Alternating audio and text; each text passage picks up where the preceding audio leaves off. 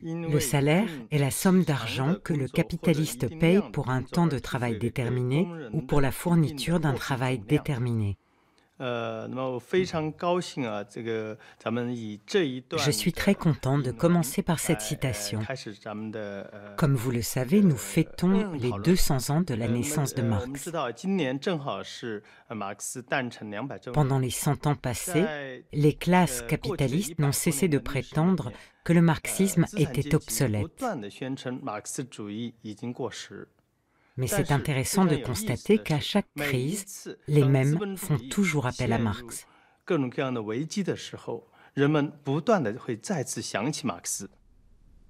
Certains mots sont d'un usage si courant qu'on finit par les utiliser sans en interroger le sens. Travail, par exemple. L'homme travaille depuis la nuit des temps, et depuis le paléolithique, le terme travail n'a cessé d'évoluer. Aujourd'hui, c'est un mot qui recouvre des réalités très différentes.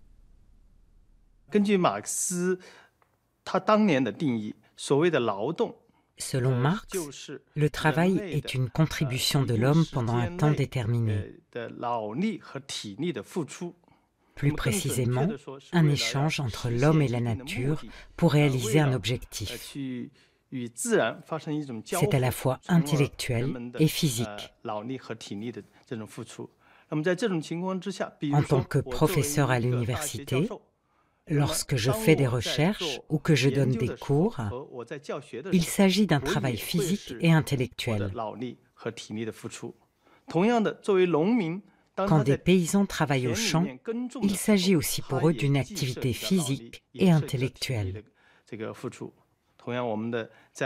Sur la chaîne de production, les ouvriers qui utilisent les machines et produisent des objets travaillent eux aussi intellectuellement et physiquement.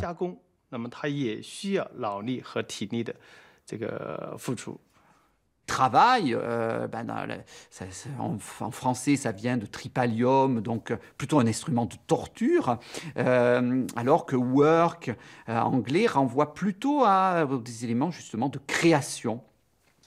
Donc soit on voit l'effort, soit on voit la création, mais dans les deux pays, on voit bien, dans les deux langues, la distinction fondamentale par rapport à une situation de relation où on cherche à vous impliquer dans votre, dans votre acte de production, c'est-à-dire le travail. En fait, dans la langue française, le sens premier du travail, c'est les peines de l'accouchement. C'est une femme au travail. Donc, dans ce sens, déjà, nous avons cette ambivalence profonde d'un acte qui, à la fois, est l'acte créateur par excellence et qui est la souffrance, une souffrance dont les hommes sont exemptés. Et ce sens ne renvoie pas, historiquement, à des compétences, à des qualifications particulières. Jusqu'à, disons, l'avènement de l'âge industriel, tous ceux qui mettaient en œuvre un savoir, une compétence, pour rendre des services, on ne disait pas d'eux qu'ils travaillaient, mais qu'ils œuvraient.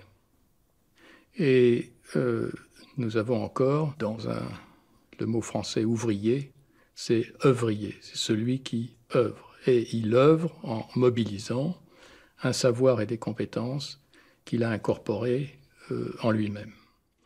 Les mots sont extrêmement importants.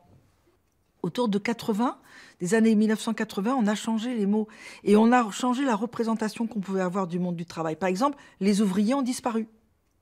Ils sont devenus des opérateurs, des conducteurs d'installation ou des pilotes de ligne. Et on parlait plus de qualification, mais de mission, de compétences. On parlait plus de collectif, mais d'air, de zone, etc. Et maintenant sont arrivés tous ces mots anglais, mais qui ont brutalement transformé la perception qu'on pouvait avoir de la réalité du monde du travail. Tout ce qui est le business to business, le scrum, l'agilité, les team building, même en français, les cadres sont devenus des talents. On retire tout le prisme à travers lequel l'opinion publique considère les travailleurs. Dans une société contemporaine, au moins un tiers du travail est réalisé en dehors des entreprises. Par exemple, faire le ménage à la maison, élever des enfants, cuisiner, etc. Et ça occupe un tiers de toutes les heures de travail. On n'appelle pas ça du travail parce que ce n'est pas payé, mais si vous engagez quelqu'un pour s'occuper de vos enfants, ça c'est du travail, parce qu'il y a un salaire, de l'argent qui est versé. Si vous le faites vous-même, vous êtes parent et ce n'est pas appelé du travail. L'enjeu de ce travail à la maison n'est pas mentionné par Marx. Ce n'est pas une question pour lui, même s'il parle de la reproduction sociale, de l'aide familiale, pour que le travailleur puisse retourner travailler tous les jours. Il ou elle a besoin d'être soutenu par quelqu'un d'autre pour survivre, et ça aussi c'est du travail.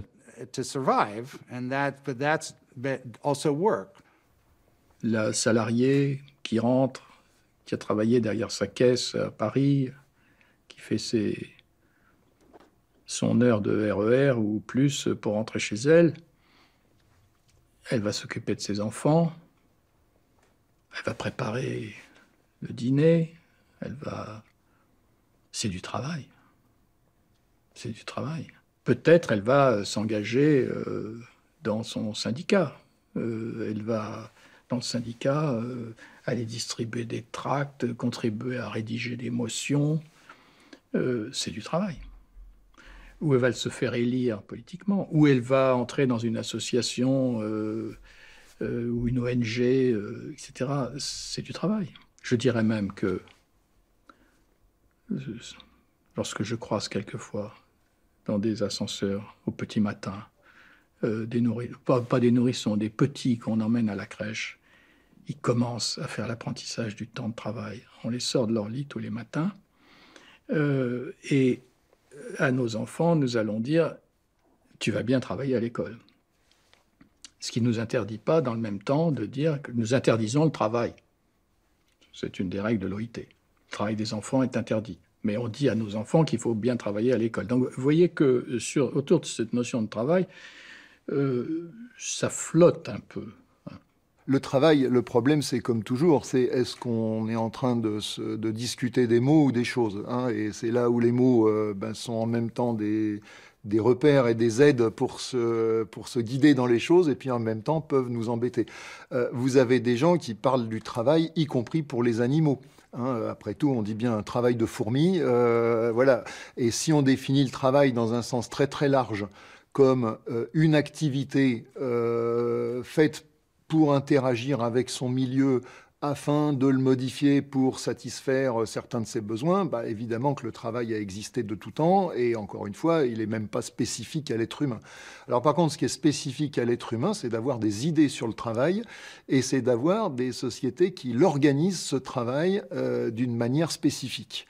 Hein, et de ce point de vue-là, la forme capitaliste ou moderne du travail, ça c'est certain, elle n'a pas existé dans toutes les sociétés.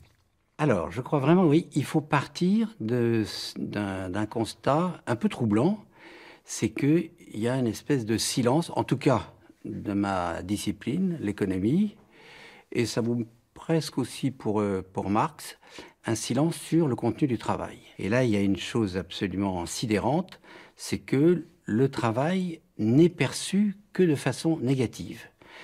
C'est-à-dire, pour dire les choses techniquement, il n'y a que deux sources de satisfaction, d'utilité, dans notre jargon, pour les pour un humain quand il travaille, ou quand il ne travaille pas, c'est la consommation et le loisir.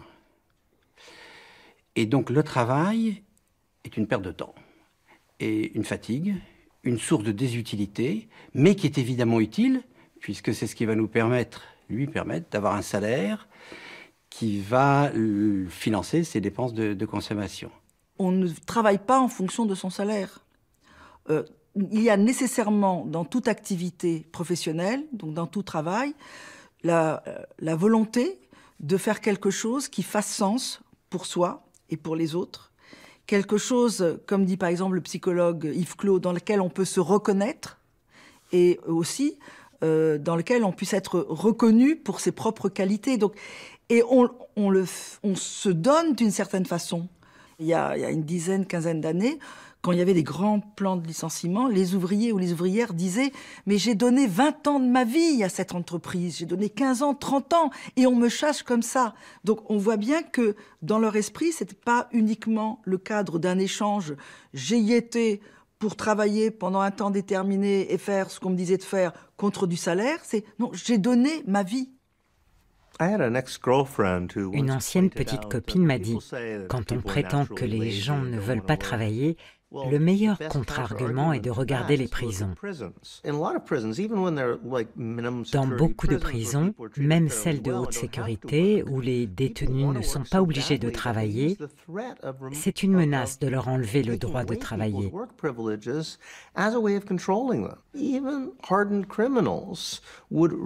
En fait, même les criminels endurcis préfèrent nettoyer les toilettes ou travailler dans la bibliothèque que de traîner. Personne ne veut passer sa journée à ne rien faire. Ça rend fou.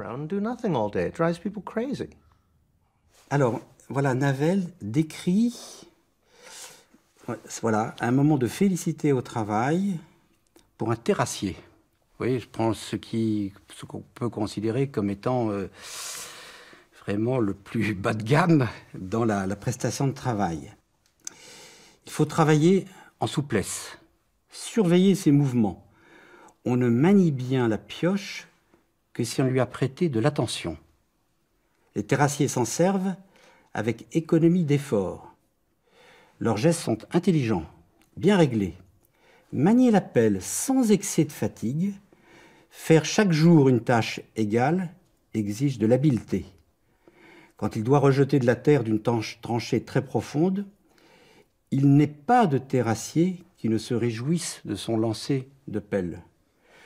De la répétition du même effort naît un rythme, une cadence où le corps trouve sa plénitude. Il n'est pas plus facile de bien lancer la pelle que de lancer un disque. Avant la fatigue, si la terre est bonne, glisse bien, chante sur la pelle, il y a au moins 1 heure dans la journée où le corps est heureux. Alors, je ne suis pas en train de dire que le travail du terrassier, c'est l'idéal indépassable du travail salarié. Mais ce que je veux dire fermement, même dans le travail le plus terre-à-terre, même dans le travail que nous, moi, intellectuels, j'aurais tendance à regarder de haut, il y a des choses qu'il faut dire. Oui, il y a, comme le dit Navel, des moments de félicité.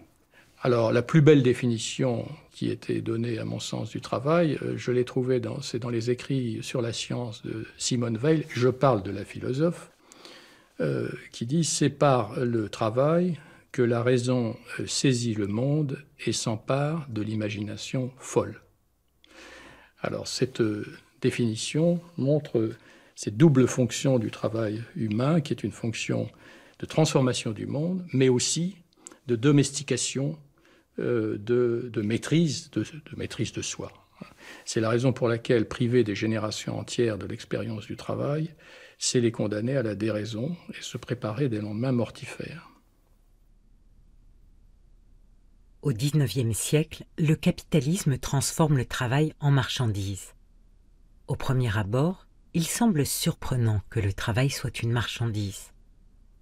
Pour comprendre, il est donc essentiel de déterminer la nature exacte de cette marchandise. Historiquement, le travail n'a pas été conçu comme une marchandise.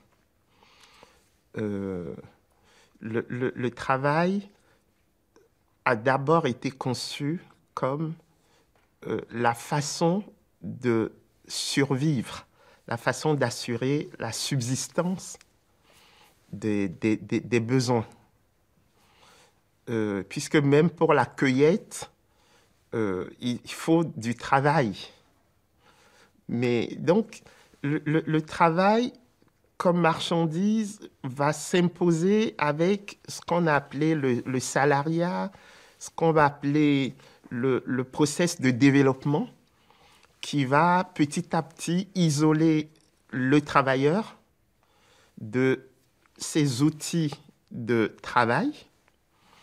Et ce qui est très intéressant, c'est de voir qu'à l'heure où je vous parle, dans beaucoup de régions du monde, notamment en Afrique, le travail n'est pas forcément perçu comme une marchandise. Parce que mon grand-père qui va dans son champ le matin, qui cultive, il travaille pour sa subsistance. Il ne travaille pas, souvent même pas pour un marché. Je me rappelle une conversation que j'ai eue avec un homme qui a beaucoup compté pour moi, avec qui j'ai eu un rapport amical, Jean-Pierre Vernant, et dont on sait qu'il a beaucoup réfléchi à la place du travail dans la Grèce antique. Et en allant à l'encontre des clichés qui disent que les Grecs avaient un mépris général du travail, etc. Et je me rappelle lui avoir demandé un jour, mais ton laboureur là, qui pousse sa charrue, le paysan grec, je ne parle pas de l'esclave, le travailleur libre, quel sens ça a pour lui? Alors il avait réfléchi, il m'a dit, quelque chose comme une prière. Donc je suis inscrit dans un milieu vital, dans des forces qui me dépassent, j'œuvre et j'espère y trouver les moyens de ma survie. Après, vous pouvez avoir des discussions sur les dates précises. Mais ce qu'on sait globalement, c'est qu'on est passé d'un régime, dit l'État sauvage, l'État de communauté, et puis la civilisation. Et dans la civilisation, vous allez avoir le régime esclavagiste, le régime féodal, et puis le régime plutôt capitaliste. Donc je crois que c'est au niveau de la construction du régime capitaliste que la marchandisation va être nette. Parce que le capitalisme, par essence, ça va être l'appropriation privée des moyens de production. Et à ce moment-là, le travail sera clairement un moyen de production, avec un prix et des modalités d'exercice. En fait, il a fallu un temps énorme pour définir le travail comme une marchandise. Moses Finlay, un grand classique, l'a souligné. Il y a de nombreuses expressions comme « vendre son temps ». Le patron dit « vous êtes là pour un temps. Même si vous avez fini, continuez et travaillez ». Mon temps, votre temps, c'est une étrange notion, mais c'est indispensable pour comprendre comment le travail devient une marchandise. Regardez les Romains ou les Grecs. Si vous leur aviez parlé d'acheter du temps, ils vous auraient regardé comme un fou. La première chose qu'il faut bien comprendre, c'est que le traitement du travail comme une marchandise est directement lié à cette conception purement négative du travail comme étant une source de désutilité. Si le travail devient, même fugitivement ou partiellement ou provisoirement ou dans certaines parties du temps, une source de satisfaction, d'utilité, alors on ne peut plus utiliser complètement un raisonnement marchand. Qu'est-ce qu'une marchandise ? Ça peut être un bien, une chose, un objet ou un service produit pour obtenir un revenu. Une marchandise n'est pas forcément stockée. Ça peut être une prestation de service. En conséquence, lorsque quelqu'un échange son temps pour obtenir un revenu, son travail devient une marchandise. Mais il faut argumenter de manière encore plus précise. La marchandise dont je parle, c'est la force de travail. Pour citer un grand scientifique, Karl Marx, il a établi une claire différence entre travail et force de travail.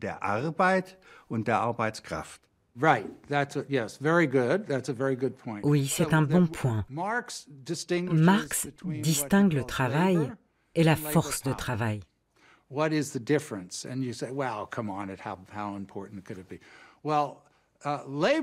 La force de travail est votre capacité à faire une chose. Ce que le capitaliste achète au travailleur est scellé par un contrat. Il concerne la capacité à travailler pour un capitaliste un temps donné.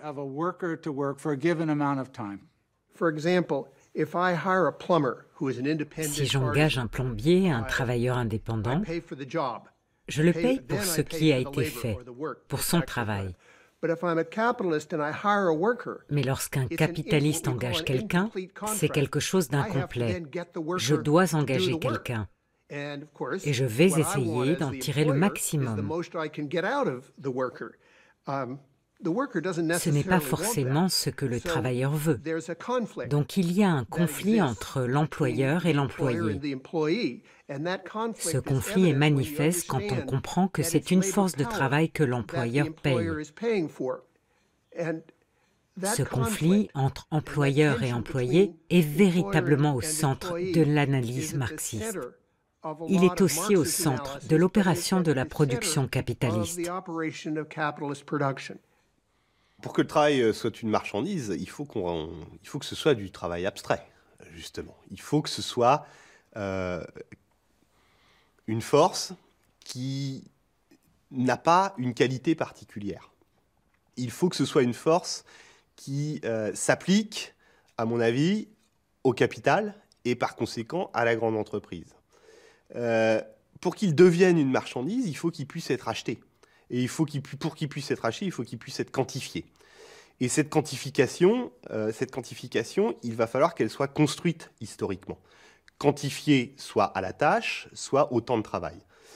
Et c'est à ce prix qu'on va pouvoir obtenir un travail dans sa forme pure, qui va être appropriable par une personne qu'on va pouvoir appeler le capitaliste, et capitaliste qui va payer quelque chose qui ressemble à ce qu'on va appeler, avec les économistes classiques, ce qu'on va appeler un facteur de production. Ça, c'est très intéressant. Ça aussi, c'est construit, la notion de facteur de production et donc de travail-marchandise. Le travail abstrait, la force de travail, est devenu une marchandise. Il faudra 60 ans pour conceptualiser son marché. Les plus grands économistes seront mis à contribution. Walras ou Marshall, par exemple. Pourtant, aujourd'hui, certains doutent que le concept soit pertinent pour décrire la réalité contemporaine. Il est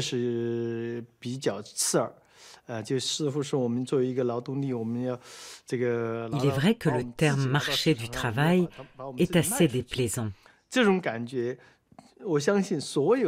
On doit se vendre sur un marché. Ceux qui se sont vendus sur ce marché ont eu le sentiment que ce n'était pas une expérience agréable.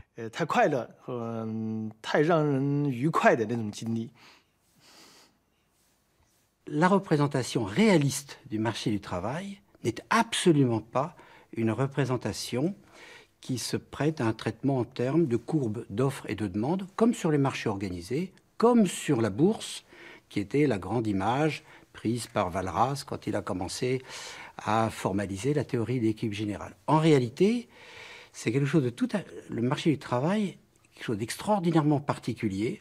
Vous avez d'énormes molécules qui sont les entreprises, qui embrassent l'écrasante majorité des transactions de travail. Et vous avez effectivement des gens qui sont à l'extérieur, qui sont soit inactifs mais qui veulent rentrer sur le marché du travail, ou qui sont au chômage. Et donc, ce qu'on appelle, mais d'une façon très obscure, finalement, surtout si on a l'image du marché offre-demande en tête, ce qu'on appelle le marché du travail, en réalité, la bonne image, ce serait celle d'un hall de gare.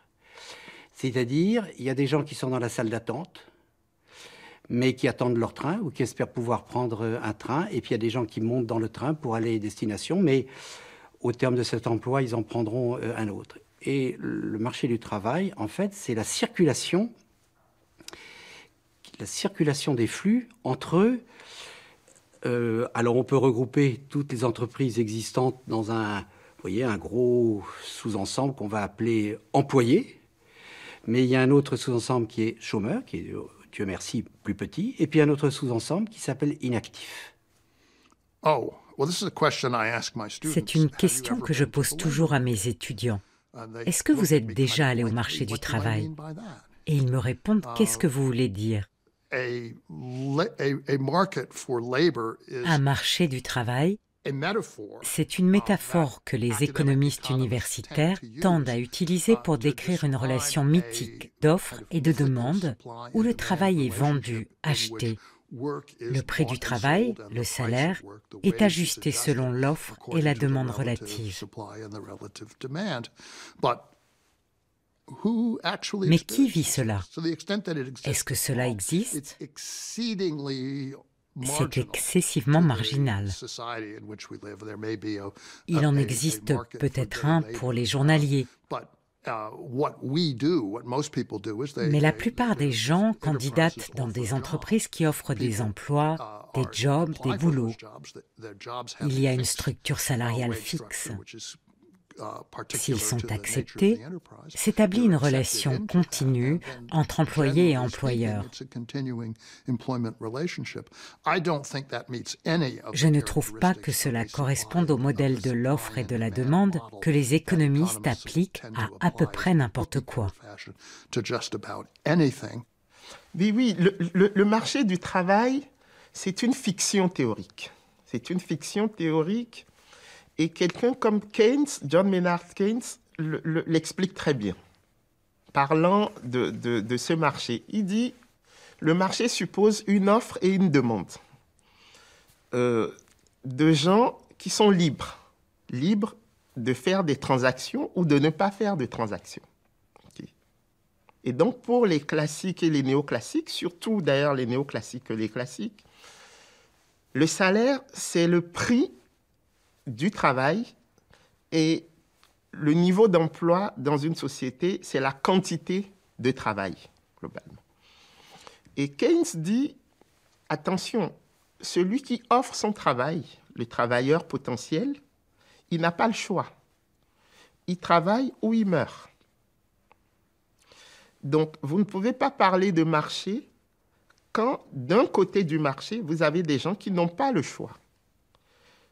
Celui qui demande le travail, l'entrepreneur, il a le choix d'embaucher ou de ne pas embaucher. Mais celui qui offre son travail, il n'a pas le choix. Okay. Et donc, l'intelligence de Keynes, c'est de dire, vous voulez parler de marché parce que vous voulez assumer, sans le dire explicitement, la violence du système capitaliste. Ce discours devait nécessairement en venir à produire cette catégorie de marché du travail pour la raison idéologique qui préside à tous les usages du mot marché et qui sont des raisons de déni généralisé de la conflictualité propre aux échanges économiques. Et à plus forte raison dans la sphère du travail, qui, dans le mode de production capitaliste, repose fondamentalement sur les mécanismes du chantage à la survie matérielle, de la prise d'otage par la propriété unilatérale des moyens de production, donc des menées qui sont intrinsèquement violentes et qui, à ce titre, appelaient une dénégation particulièrement spectaculaire, en juste proportion de la violence des choses à dénier. Alors évidemment, dans cette affaire, la catégorie de marché du travail faisait parfaitement l'affaire. Comme il y a le marché au Poire William, eh bien, il y a le marché où de gentils entrepreneurs proposent à de gentils salariés de quoi s'employer, se réaliser, pour que tous, frères, participent à une grande œuvre collective. Bon, globalement, c'est ça l'histoire qui est racontée. Mais enfin, les intéressés savent ce qu'elles valent. Enfin, il suffit de leur poser la question, d'ailleurs. Capital et salariat s'opposent, deux forces antagonistes. Le déséquilibre est manifeste. Le capitaliste contrôle les moyens de production, le salarié ne possède que sa force de travail. Grâce à l'apport du monde syndical, le droit du travail s'est peu à peu constitué pour rééquilibrer la relation entre capital et travail. C'est une matière passionnante, le droit du travail, si vous voulez. Pourquoi c'est passionnant? Parce que c'est le résultat de la collision de l'ordre juridique avec des mutations scientifiques et techniques sans équivalent dans l'histoire qui interviennent au XIXe. Les conditions de vie des travailleurs, du paysan français du XVIIIe n'étaient pas très différentes de celles du paysan romain. Et puis survient la révolution technique et qui bouleverse à un moment donné évidemment tous les équilibres acquis, et on invente un droit qui va permettre de survivre à ce choc et même, autant que possible, de le rendre bénéfique pour une plus grande partie de la population. Dans l'ordre ancien, on pensait qu'il y avait un ordre de la justice qui était inscrit dans les lois. Et puis, le droit avait pour fonction de faire respecter autant qu'il était possible cet ordre. Avec le droit du travail apparaît une nouvelle idée de la justice, qui n'est plus définie a priori. On va dire, qu'est-ce qui est juste dans le rapport d'échange salarial? Eh bien, pour que cette justice advienne, il faut qu'il y ait un équilibre des forces.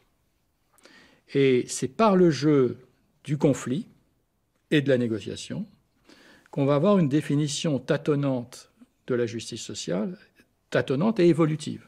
Et on a vu dans les grandes manufactures, puis dans les grandes entreprises, des masses importantes d'ouvriers, d'ouvrières ou d'employés se faire défendre par des organisations syndicales auxquelles ils adhéraient. Et le droit du travail, c'est la résultante d'une mobilisation de la part des travailleurs qui sont conscients de s'engager dans leur travail. Lorsqu'ils entrent dans une entreprise, ils s'engagent véritablement dans un travail.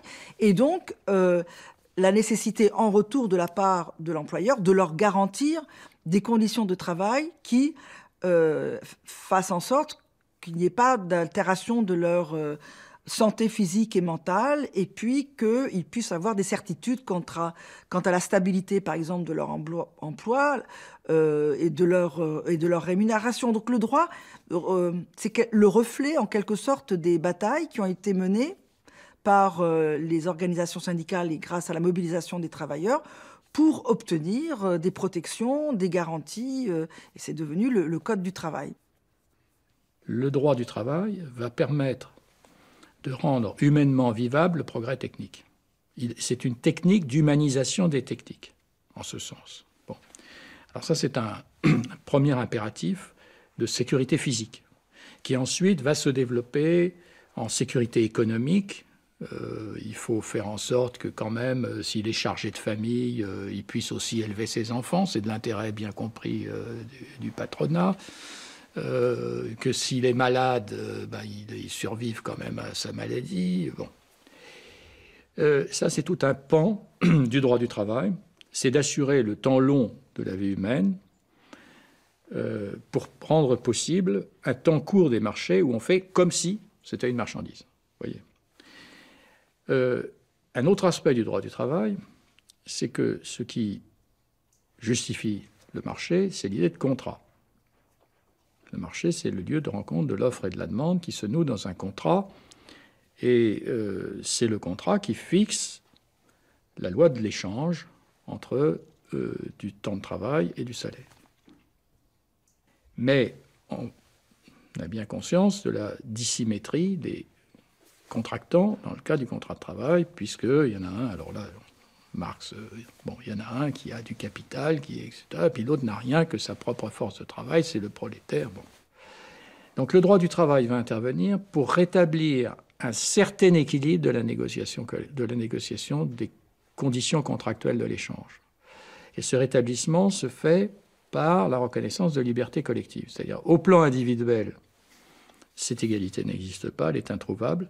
On va tâcher de la rétablir au plan collectif en admettant l'organisation collective, des formes d'action collective et la négociation collective. C'est les 3 piliers du droit collectif du travail. Nous exerçons un certain nombre de droits, particulièrement le droit du travail. Vous ne pouvez pas faire tout ce que vous voulez avec votre employé. Avec votre esclave, vous aviez un droit sur sa vie. Vous aviez le droit de tuer votre esclave. Au Moyen Âge, les seigneurs féodaux avaient des serfs qu'ils pouvaient punir physiquement, voire les tuer. Donc il y a une différence fondamentale entre le travail salarié moderne et le servage ou l'esclavage antique. Dans une société éclairée comme la nôtre, il est nécessaire de veiller au respect de nos droits et simultanément récuser l'argument que la concurrence mondiale en nécessiterait une réduction. C'est inacceptable. En fait, c'est dans le domaine du droit du travail que le néolibéralisme a l'impact le plus important. Parce que le néolibéralisme, c'est, entre autres choses, un discours sur le droit. Et de la même manière que c'est un discours sur la société, c'est-à-dire qu'on va essayer d'économiciser la société, on va aussi essayer d'économiciser le droit. Donc, qu'est-ce que ça veut dire économiciser le droit? Et donc, en particulier, le droit du travail. Ça veut dire que le droit, qui aurait pu être considéré, par exemple, comme un agent de protection des individus, ici, il va devoir être utilisé comme un moyen de maximiser la concurrence. Donc, on va faire en sorte qu'on soit en fait dans un droit qui a d'abord une vocation de produire de l'efficacité économique. Le droit n'est pas là, en fait, pour permettre la justice sociale. Les néolibéraux, Hayek en premier lieu, ont écrit longuement sur l'idée que la justice sociale est un mirage. Et ça, c'est lié à l'idée plus générale que la société, le social, n'existe pas. Il n'existe pas de raison extérieure qui devrait décider que telle situation est plus juste que telle autre situation. Et il n'existe aucun mécanisme démocratique ou non qui puisse s'assurer que telle allocation est plus juste qu'une autre. Donc on évacue complètement la notion d'une justice sociale, une justice allocative, une justice distributive, au profit d'un seul type de justice, qui est la justice procédurale. Qu'est-ce que c'est que la justice procédurale? La justice procédurale, c'est l'idée que si tous les agents, si tous les acteurs sont d'accord pour contracter, alors tout ce qui pourrait résulter de ce contrat est juste. Si on est tous d'accord pour jouer le jeu économique, mais que ce jeu économique, il rend certaines personnes dans l'économie très très pauvres et d'autres personnes dans l'économie très très riches, on ne revient pas dessus. Le droit est uniquement un droit qui doit organiser les règles du jeu. On avait toujours pensé qu'il fallait respecter sa parole. C'est un élément fondamental. Bon. La force de la parole donnée. Ça se dit en latin « pacta sunt servanda ». Bon. Et Analyse économique dit « ben oui, mais prenons un cas. Je vous ai promis de vous livrer un médicament pour une valeur de 1 000 €. Vous en avez besoin, vous êtes malade. Mais quelqu'un me propose 10 000. pour le même médicament. Bon, ben je fais un calcul d'utilité. J'ai intérêt à lui vendre 10 000, et puis vous, je vais vous indemniser. Peut-être 1 000 ou 2 000. Et je vais faire un profit de 8 000. Alors les économistes disent ça, en analyse économique du droit, on va dire c'est une meilleure allocation de la ressource. Donc ça veut dire que ce type d'analyse économique s'en prend au cœur même de la normativité juridique, c'est la force obligatoire de la parole. Et ce qu'on peut dire, c'est que dans un monde où la parole ne vaut plus rien, eh bien, il n'y a que la violence qui peut surgir. De ce point de vue, il y a un peu de prévisibilité par l'analyse juridique. Et le lien avec le droit du travail, eh bien, ce sont les réformes les plus récentes du Code du travail, où on a barémisé les indemnités qui sont dues en cas de licenciement illégal, comme vous le savez. Pourquoi ? Pour permettre à l'employeur de faire un calcul. Bon, ce salarié, j'ai rien à lui reprocher, mais il a vraiment une tête qui ne me revient pas, ou il a une religion... Enfin, dans ce cas, ça serait un peu différent, parce que s'il arrive à prouver que c'est une discrimination, la barémisation ne jouera pas. Mais en fait, je le licencie sans avoir de motif, ou alors pour des motifs inavouables, et je m'expose à une sanction. Alors, la règle avant cette réforme, c'était... vous étiez tenu par votre contrat, donc si vous violez le contrat, vous devez réparer le préjudice causé au travailleur. Donc c'est le juge qui appréciait le préjudice. Et on réparait l'intégralité du préjudice. Qu'est-ce qu'ont fait les réformes ? C'est de dire non, on va faire un barème, ce qui va permettre aux employeurs de calculer qu'est-ce qui est le plus avantageux. Je respecte la loi ou je la viole ? Bon, alors, si je la viole, je sais que ça me coûtera tant. Finalement, c'est pas si cher. Le contrat de travail lie l'employeur au salarié. Il définit sa rémunération, ses horaires, les protections auxquelles il a droit et ses obligations. Ce contrat repose sur une relation spécifique, le lien de subordination. Les juristes romains, pour penser ce type de figure, ont dit, au fond, celui qui est payé pour travailler sans être propriétaire du produit de son travail, c'est comme s'il était à lui-même son propre esclave et qu'il se vendait lui-même. La formule en latin, c'était locat se, ça veut dire il se loue. Donc à l'origine du contrat de travail, il y a l'idée d'une location de choses et d'une location de soi-même.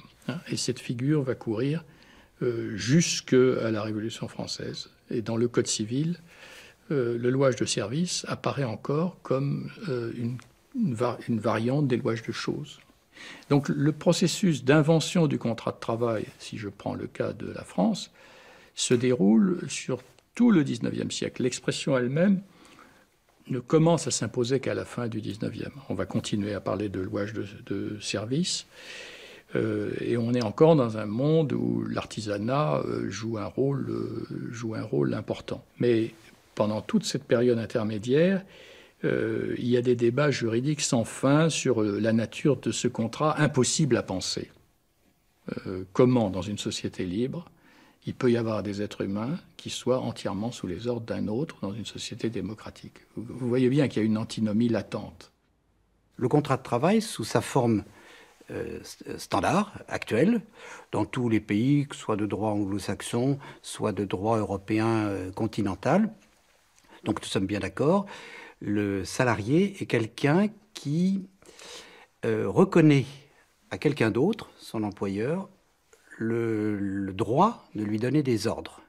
On renonce à une certaine liberté de comportement, au moins à l'intérieur de certaines limites. En échange de cette renonciation, on reçoit une rémunération qui ne peut pas être fondamentalement dépendante de l'activité économique. L'idée, c'est une rémunération qui ne dépend pas trop directement de l'activité économique, mais on accepte de rentrer dans une relation de subordination. Les économistes ne pensent pas en termes de subordination. Alors il y a des raisons techniques à ça et il y a des raisons historiques. Les économistes considèrent que, de manière implicite, si on arrive à assurer dans un pays le plein emploi, on règle le problème du pouvoir et on règle le problème de la subordination parce que quelqu'un qui n'est pas content de son emploi, il peut le quitter pour en retrouver un. Il n'y a pas à payer un prix très fort, à être au chômage, potentiellement au chômage pendant longtemps. Donc cette question de la subordination, elle ne s'est pas posée parce que les économistes réfléchissent en fonction des institutions dans lesquelles ils vivent, et ce n'était pas une question qui était pressante par rapport à, par exemple, les questions de l'économiste de l'emploi dans les années 60-70. Ce n'était pas la subordination, parce que, encore une fois, on était dans un contexte de plein emploi, c'était par exemple le problème des discriminations. Donc ça n'a pas trop été pensé, ce rapport de subordination. Et puis, ça a posé des questions de pouvoir, et les questions de pouvoir, donc les économistes ont du mal à modéliser le pouvoir, et c'était des questions qui, à nouveau, sont normatives, et donc qui ne plaisaient pas trop aux économistes. Alors, on les a sorties par la porte, et ce qui est très intéressant, c'est que ça revient par la fenêtre aujourd'hui.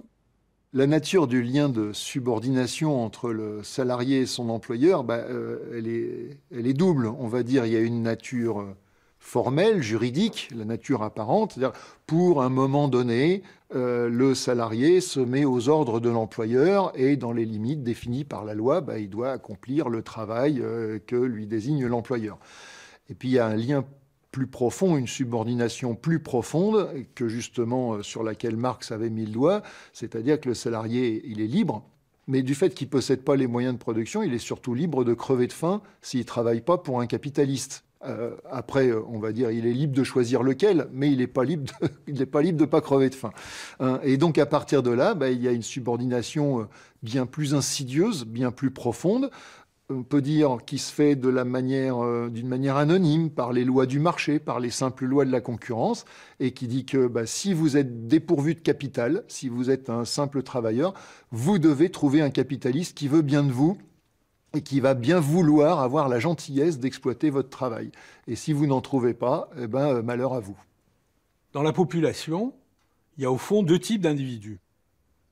Il y a d'un côté des individus qui n'aiment pas le risque. Ces gens-là sont très nombreux. Ils n'aiment pas le risque et donc ils acceptent le lien de subordination, c'est-à-dire ils acceptent de devenir salariés. Et en contrepartie, ils obtiennent une sécurité contre la subordination, qui est le fait d'avoir un revenu mensuel assuré. Et puis, il y a un certain nombre de gens qui sont prêts à assumer le risque. Et ces gens-là, ce sont les entrepreneurs qui assument le risque, qui ne sont pas protégés, et qui, si le risque tourne mal, c'est-à-dire s'ils font des pertes, doivent, en quelque sorte, payer ces pertes. Quand on développe cette conception libérale de la subordination, on oublie deux choses. On oublie le fait que les salariés sont entièrement protégés du risque, c'est vrai. Ils touchent un salaire certain à la fin du mois, sauf dans deux cas. Deux cas très importants. Le premier, c'est qu'ils ne sont pas protégés contre une baisse possible des salaires ou une limitation de l'augmentation.